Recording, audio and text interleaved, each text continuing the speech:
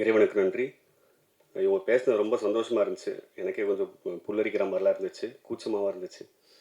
எனக்கு ரொம்ப பேச வராது. ஒரு மாரி கொஞ்சம் நர்வஸா தான் இருக்கு. ஸோ ஃபர்ஸ்ட்டு தேங்க் பண்ணிக்கிறேன். எனக்கு ஆர்டரா சொல்றேன். எனக்கு ஆதிக் சார் வந்து ரொம்ப ஹாப்பி. ஏன்னா அவரோட எனர்ஜி, அவரோட படத்தோட எனர்ஜிக்கு நான் வந்து மிகப்பெரிய ஃபேன். அ அவ்ளோ ரேசியா இருக்கும். அந்த மாரி படம் பண்ணணும்னு எனக்கு ரொம்ப ஆசை. அதுக்கு அந்த எனர்ஜிய கெயின் பண்றதுக்கு வந்து இன்னும் சில வருடங்கள் ஆகும்னு நெனைக்கிறேன்.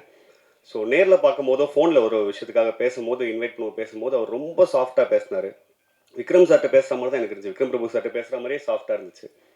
ஸோ இவ்ளோ எனர்ஜிய வந்து தேக்கி வச்சுக்கிட்டு படமா பண்றவரு இவ்ளோ சாஃப்ட்டா பேசுறது எனக்கு ஷாக்கிங்கா இருந்துச்சு. And thank you so much sir for being here. And இந்த படம் நடக்கிறதுக்கு ஃபர்ஸ்ட் காரணமா இருந்த என்னோட டைரக்டர் கார்த்திக் சாருக்கு நன்றி தெரிவிச்சுக்கிறேன். ஏன்னா படம் பண்ணணும்னு ஆசைப்பட்டதை வந்து நான் அவர்கிட்ட தான் ஃபர்ஸ்ட் சொன்னேன். இத்தனை வருஷம் அசிஸ்டண்டாக இருக்கும் அப்படின்ற போது எப்படி சார் படம் பண்ணணும்னு பேசிட்டு இருக்கும்போது லவ் மேரேஜ் நடக்கிறதுக்கு ஃபர்ஸ்ட் காரணமாக கார்த்திக் சார் தான் இருந்தார். ஃப்ரம் தேர் எனக்கு ரைசி சாகர் சார் சப்போர்ட் பண்ணார். ஃப்ரம் தேர் நான் விக்ரம் சார்கிட்ட போனேன். ஸோ அந்த ப்ராஜெக்ட் நடந்துச்சு. ஸோ இந்த ப்ராசஸை சப்போர்ட் பண்ணதுக்கு எல்லாருக்கும் ரொம்ப நன்றி. அண்ட் டு ஸ்டார்ட் வித், நான் அசிஸ்டண்ட்டாக சேர்றதுக்கு வந்து 2017 ட்ரை பண்ணிட்டு இருக்கும்போது நானும் யுவராஜும் ஒரு ஷார்ட் ஃபிலிம் பண்ணும்போது நானும் யுவராஜ் நண்பனும் ஃப்ரெண்ட் ஆனோம். அன்னிலேருந்து காலைல அலாரம் வச்சு என்னை 7 மணிக்கு 8 மணிக்கு எழுப்புவார். கூலிங்க பழுத்து எங்கே டீ குடிச்சிட்டு கிளம்பலாம், சாப்பாடு வாங்கி தர மாட்டார், டீ தான் வாங்கி தருவார். டீ குடிச்சிட்டு அசிஸ்டண்ட்டாக சேர்றதுக்கு நான் ஒரு 10-15 ஆஃபீஸ் நானும் ஒரு ஏறி இறங்கியிருக்கோம். ஸோ அந்த ப்ராசஸில் அசிஸ்டண்ட்டாக சேர்ந்து படம் பண்ணி இன்றைக்கி வந்து நிறைய படம் ஒர்க் பண்ணி ஆனந்த் சங்கர் சார்ட்ட ஒர்க் பண்ணி ரமேஷ் பாரதி சார்ட்ட ஒர்க் பண்ணி கார்த்திக் சார்ட்ட ஒர்க் பண்ணி படம் பண்ண வந்திருக்கேன். ஸோ யுவராஜ் வந்து இந்த ப்ராசஸ் ஆஃப் லவ் மேரேஜ்லேயும் மிகப்பெரிய சப்போர்ட் பண்ணியிருக்காரு. அது எவ்வளோ பெரிய சப்போர்ட் எல்லாருமே சொன்னாங்க. நண்பர்களுக்கு நன்றி சொல்கிறது அன்ஈஸியாக ஃபீல் பண்ணுவோம். பட் கடமையாக சொல்கிறேன், ரொம்ப நன்றி நண்பா. அண்டு டாக்டர் ஸ்வேதா ஸ்ரீ, அவங்களும் எனக்கு ஃப்ரெண்டு தான். இந்த மாதிரி ஒரு ப்ராஜெக்ட் செட் பண்ணுறோம் அப்படின்னு சொல்லிட்டு டிஸ்கஸ் பண்ணிட்டு இருந்தோம். சாப்பிட கூப்பிட்டாங்க வீட்டுக்கு, சூப்பராக சமைச்சு போடுவாங்க. அப்படி போகும்போது இந்த ஐடியா சொன்னோன்னே, ஏன் நானே பண்ணுறேன் உங்களுக்கு ப்ரொடியூஸ், ஏன் என்ன பிரச்சனை உனக்கு அப்படின்னாங்க. எனக்கு எதுவும் பிரச்சனை இல்லை, உங்களுக்கு ஓகேனா பண்ணலான்னு சொல்லிட்டு ஆரம்பித்த ஒரு விஷயந்தான். எனக்கு ரெஸ்ட்ரிக்ஷன்ஸே வைக்கல, பட்ஜெட் கொடுக்கல, எதுவுமே இல்லாமல் ரொம்ப ரொம்ப ரொம்ப கம்ஃபர்டபுளாக நான் கேட்டது கிடச்சிது, நினச்சதெல்லாம் கிடச்சிது. ஸோ நிறைய ப்ரொடியூசர்ஸ் வந்து அவுட்டோர் போகிறதுக்கு ஒரு நியாயமான கொஷின் வைப்பாங்க, ஏன் சென்னையில் சீட் பண்ணலாமேன்னு. அந்த கொஷினை நான் அந்த ப்ராசஸில் ஃபேஸே பண்ணல. படம் ஃபுல்லாக நான் கேட்ட ஊருக்கு போய் எடுத்தேன், என் இஷ்டத்துக்கு ஷூட் பண்ணேன். ஸோ ப்ரொடியூசர் மேமுக்கு ரொம்ப நன்றி, தேங்க்யூ ஸோ மச். அண்ட் இந்த ப்ராஜெக்டில் வந்து விக்ரம் பிரபு சார் வந்து ஃபஸ்ட்டு நான் ஆப்ஷன் யோசிக்காமல் விக்ரம் பிரபு சார் ஹீரோவாக பண்ணணும் போது I had lot of restrictions from my circle. என்னோட சர்க்கிள் எல்லாருமே வந்து எப்படி நீ வந்து இந்த மாதிரி ஒரு ராம்காம் ஃபேமிலி ட்ராமா இந்த மாதிரி கதையை நீ வந்து ஒரு ஆக்ஷன் ஹீரோட கொண்டு போய் சொல்லுவேன்னு எனக்கு கொஷின் பண்ணாங்க. எனக்கு அதுக்கு பதிலும் கிடையாது. பட் ஆனால் அதுக்கு பதிலாக வந்து எனக்கு அவரோட படங்கள் பார்க்கும்போது நிறைய வேர்ஸ்டில் மாற்றி மாற்றி மாற்றி தான் பண்ணியிருக்காரு. ஏன் இந்த படத்தை பண்ண மாட்டாரையா, போய் கேட்குறையா தான் சொல்லி பார்த்தேன். அப்போவுமே என்னை பயமுறுத்தும் போது கரெக்டாக இருக்கப்பட்டு ரிலீஸ் ஆச்சு. இருக்கப்பட்டதில் வந்து ஒரு ஹீஸ் டன் டோட் வேற ஒரு டைமென்ஷனை காமிச்சிருந்தாரு. ஸோ அதை பார்த்து எனக்கு பெரிய நம்பிக்கை வந்துச்சு, கண்டிப்பாக நம்ம படத்தை போய் சொல்லலாம், எல்லாமே பண்ணுறாருல, இதை பண்ண மாட்டாரான்னு சொல்லிட்டு ஜாலியாக போய் கேட்டேன். அவர்கிட்ட போகும்போதுமே எனக்கு நான் ஹெட்ஸ்அப் கொடுத்துட்டேன், சார் எனக்கு நான் கதை சொல்ல வராது, உண்மையாகவே கொஞ்சம் முடிஞ்சால் புரிஞ்சுக்கோங்க சார், படிச்சிருங்க சார்னு கேட்டேன். அவர் நீங்கள் முதல்ல சொல்லுங்கள், அப்புறம் எனக்கு புரிஞ்ச வரைக்கும் புரிஞ்சுக்கிறேன் அப்படின்னாரு. எவ்வளோ புரிஞ்சதுன்னு தெரில, பட் படிச்சுட்டு எனக்கு எஸ் சொன்னார். ஸோ அந்த ப்ராஜெக்ட் வந்து டேக் ஆஃப் ஆகிறதுக்கு முக்கிய காரணமாக இருந்ததுக்கு ரொம்ப நன்றி sir. And thank you for being constant support from the day one. கடைசி வரைக்கும் எனக்கு கொஷின் பண்ணவே இல்லை. அவர் ட்ரஸ்ட் பண்ணார். ஃபஸ்ட்டு உங்களை ட்ரஸ்ட் பண்ணி வரேன் அப்படின்ற ஒரு ட்ரஸ்ட் வச்சார். இப்போ வரைக்கும் அந்த ட்ரஸ்ட் கேரி ஆகுது. படம் பார்த்ததுக்கப்புறமும் அந்த ட்ரஸ்ட் கேரி ஆகுது. நம்புகிறேன் சார். ஸோ மிக்க நன்றி. அதுக்கப்புறம் எனக்கு வந்து மியூசிக்காக ஷான் ரோல்டன் சார் எப்படி அப்ரோச் பண்ணுறது, யுவராஜுக்கு தான் ஃபோன் போட்டேன். எல்லாத்துக்கும் யுவராஜுக்கு தான் ஃபோன் பண்ணுவேன். அந்த மாதிரி இதுக்கும் கால் பண்ணேன். நண்பன் டக்குன்னு போய் நீங்கள் மீட் பண்ணுங்கள், அவரெல்லாம் மீட் பண்ணுறீங்க, உங்களுக்கு தான் தெரியுமேன்னாரு. போன உடனே ஐயா அந்த மாதிரி ஐயா சார் விக்ரம் சார் சொன்ன மாதிரி தான் ஐயா, எனக்கு கதை சொல்ல தெரியாது, அதே மாதிரி பவுண்டு பிச் டெக்குன்னு நீங்கள் அதே தான் இப்போ முதல்ல சொல்லுங்கன்னாரு. அவர்கிட்ட ஒரு 1.5 மணி நேரம் கதை சொன்னேன். அவருமே என்னை நம்பி இந்த ப்ராஜெக்டில் வந்தார். ரொம்ப எக்ஸைட்டடாக இருந்தார். அவர் வந்து போகும்போதே I wanted to give a good album for Vikram Prabhu சார்ன்றது தான் ஃபஸ்ட்டு டாபிக் அவர் எனக்கு சொன்னார். அப்போ தான் எனக்கே அந்த பொறுப்பு உள்ளே வந்துச்சு எனக்கு, ஓ நம்ம இதை பண்ணணுமா அப்படின்னு. அதுக்கப்புறம் ஷான் சாரோட சப்போர்ட் இந்த ஃபிலிம் வந்து சொல்லவே தேவையில்லை. எனக்கு 3 பாட்டுமே சூப்பராக போயிட்டுருக்குன்ற ரிப்போர்ட் தான் வந்திருக்கு சோனி சைட்லேருந்து. ஸோ எரடா பாட்டில் பாட்டு மிஷ்கின் சார் பாடியிருக்காரு. அதுவுமே எனக்கு ஷான் ஐயா கொடுத்த கிஃப்டாக தான் பார்க்குறேன். ஏன்னா அவர்கிட்ட எது கேட்டாலும் எனக்கு கிடைக்கும். யுவராஜ் கிட்ட, விக்ரம் சார்கிட்ட, விக்ரம் பிரபு சார்கிட்ட, ஷான் ஐயா கிட்ட, என் ப்ரொடியூசர் கிட்ட, எல்லார்கிட்டையுமே எனக்கு கேட்கறதுலாம் கிடைக்கும் எனக்கு. அந்த மாதிரி நான் கேட்ட பாட்டு, இப்போ கேட்ட சிங்கர்ஸ் எல்லாம் கிடச்சிது. எனக்கு வந்து லிரிசிஸ்ட் யார் ஐயா போகலான்னு நான் வந்து ஷான் ஐயா தான் ஃபஸ்ட்டு கேட்டேன். அவர் வந்து உங்கள் சாய்ஸ் என்ன அப்படின்னாரு. நான் இல்லை நீங்களே சொல்லுங்கள், அப்போ வந்து மோகன்ராஜன் அண்ணன் வந்து அன்டோல் சாய்ஸ் தான். அது வந்து அவர் தான் பண்ணணும்னு எனக்கும் இருந்துச்சு, ஐயாக்கும் இருந்துச்சு. அது சம்பளம் பேசாமல் வந்த ஃபர்ஸ்ட் டெக்னீஷியன் அவர் தான்.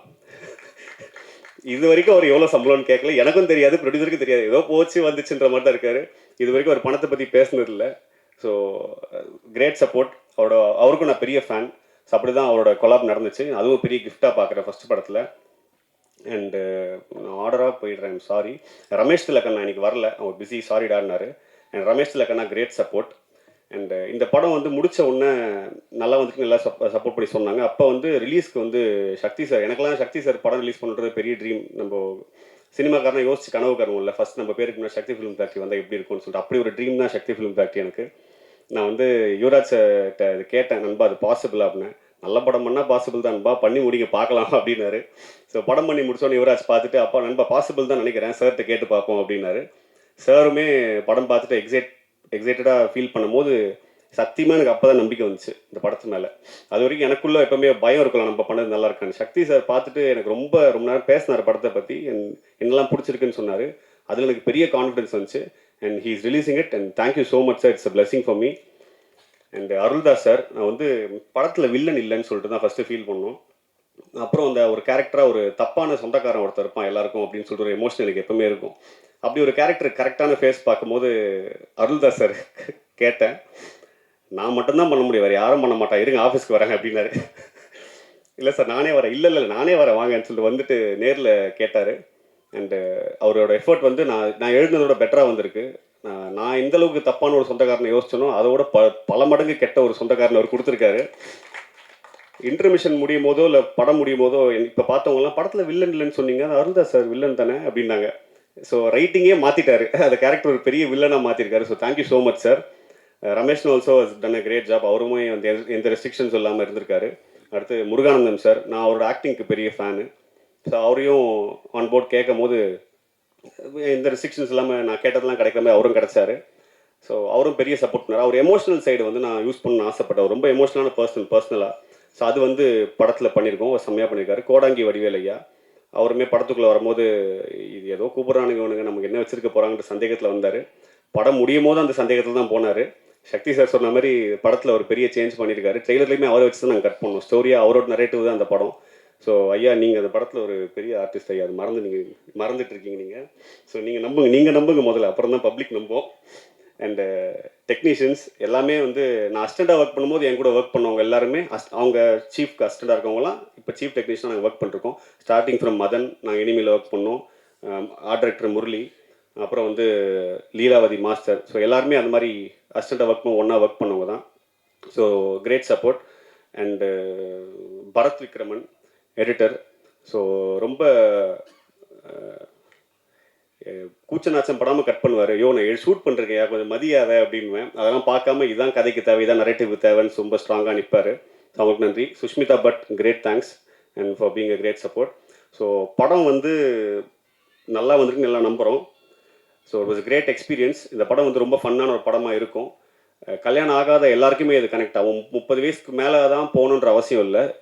பொண்ணு கிடைக்காத, காதல் பண்ண வாய்ப்பு கிடைக்காத, பப்ளிக்கால் அடிக்கப்படுற, சொந்தக்காரங்களால் தாக்கப்படுற எல்லாருக்குமே இந்த படம் கனெக்ட் ஆகும். பசங்களுக்கு தான் கிடையாது, பொண்ணுங்களுக்கும் கனெக்ட் ஆகும். நானும் தாக்கப்பட்டிருக்கேன், எல்லாரும் தாக்கப்பட்டிருக்காங்க. ஸோ இன்னும் தாக்கப்பட்டுட்டு தான் இருக்கும். பிகாஸ் எல்லாருக்கும் ரெஸ்ட்ரிக்ஷன்ஸ் இருந்துகிட்டே இருக்குது. இந்த வயசு ஆயிடுச்சு கார் வாங்கலையா, இந்த வயசு ஆயிடுச்சு கல்யாணம் பண்ணலையான்னு கேள்விகள் கேட்டே இருக்காங்க. யாருக்குமே கேள்வி கேட்டால் பிடிக்காது, என்ன உட்பட. ஸோ அந்த மாதிரி பாதிக்கப்பட்டவங்க எல்லாருக்கும் இந்த படம் கனெக்ட் ஆகும்னு நம்புகிறேன். அண்ட் ஃபேமிலியாக பார்த்து என்ஜாய் பண்ணுற ஒரு படமாக இருக்கும்னு நம்புகிறேன். அண்டு எல்லாரும் சொன்ன வார்த்தையை கடன் வாங்கிக்கிறேன். லவ் மேரேஜ்ன்ற பேர், பட் அரேஞ்ச் மேரேஜ் மாதிரி க்ரௌடு தான் ரொம்ப சந்தோஷமாக இருக்கும். மிக்க மிக்க மிக்க நன்றி. Thank you so much.